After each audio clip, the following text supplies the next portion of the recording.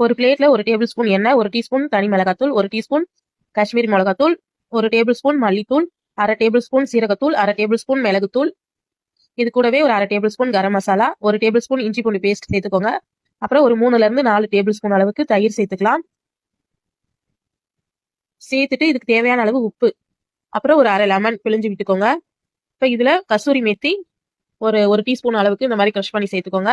சேர்த்துட்டு இது எல்லாத்தையும் நம்ம நல்லா மிக்ஸ் பண்ணி எடுத்துக்கலாம். மிக்ஸ் பண்ணிட்டு இப்போ நான் 1 கிலோ சிக்கனை ஒரு 8 பீஸா போட்டு எடுத்திருக்கேன். கொஞ்சம் நல்லா பெரிய பெரிய பீஸா. இதை வந்து நல்லா நம்ம கலந்து ஊற வைக்க போறோம். இதை வந்து ஒரு 4ல இருந்து 5 மணி நேரம் ஊற வைக்கணும். இப்போ இது கூட கொஞ்சமா மஞ்சள் தூள் சேர்த்துட்டு நல்லா இந்த மாதிரி கலந்து விடுங்க. கலந்து விட்டுட்டு இது நல்லா ஊறட்டும்.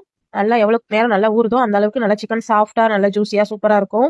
உப்பு காரம்லாம் பிடிச்சி இப்போ ஒரு 4ல இருந்து 5 மணி நேரம் நல்லா ஊற வச்சுட்டு அதுக்கப்புறம் ஒரு கடாயில இந்த மாதிரி ஒவ்வொரு பீஸா சேர்த்துக்கோங்க. நம்ம எண்ணெய் எதுவுமே ஊற்ற வேணாம். நம்ம ஏற்கனவே சிக்கன் ஊற வைக்கும் போது எண்ணெய் ஊற்றிருந்தோம், அந்த எண்ணெயே போதும். இப்போ ஒரு 5 நிமிஷம் ஒரு பக்கம் நல்லா வெந்ததும் மறுபக்கம் திருப்பி போட்டுக்கலாம். மீடியம் ஃப்ளேம்ல வச்சே வேக விடுங்க. நம்ம பெரிய பெரிய பீஸா சேர்த்துக்கிறதுனால கொஞ்சம் வேக டைம் எடுக்கும். இப்போ அடுமை சிம்ல வச்சுட்டு மூடி போட்டு ஒரு 10 நிமிஷம் வேக விடுங்க. சிக்கன் வந்து 3/4 பாகம் நல்லா வெந்திருக்கும். சிக்கன்ல தண்ணி விட்டும் நல்லா வந்திருக்கு. இந்த டைம்ல இன்னொரு வாட்டி நம்ம திருப்பி போட்டுக்கலாம். திருப்பி போட்டுட்டு இந்த தண்ணியெல்லாம் நல்லா வத்தி வரணும். வத்தி வந்ததும் நம்ம எடுத்து இதை வந்து சுட்டு எடுத்துக்க போறோம். நான் சுட்டு எடுக்கிறதுக்காக ஒரு கிரில் ஸ்டாண்ட் வச்சிருக்கேன். அதுல வந்து இந்த மாதிரி நம்ம ஒவ்வொன்றா அடுக்கிக்கலாம்.